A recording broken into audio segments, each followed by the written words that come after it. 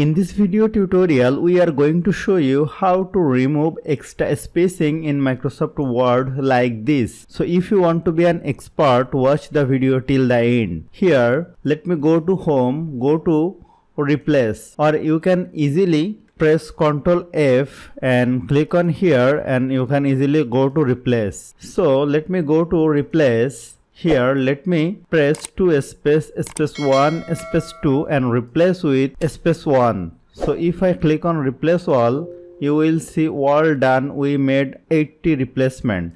Again let me replace all done. We made 38 replacement. Here you will see some spaces still remain. So again let me click on replace all. We made 20 replacement. Again if I click on replace all, you will see we made 7 replacement, and if I again click replace on, you will see all done. We made 0 replacement. So all the spaces, actually the extra spaces has been removed, and this is the very easy and the very short trick. Hope you found this video helpful. If you like this video, please share this video with your friends and family, and don't forget to subscribe. Thank you.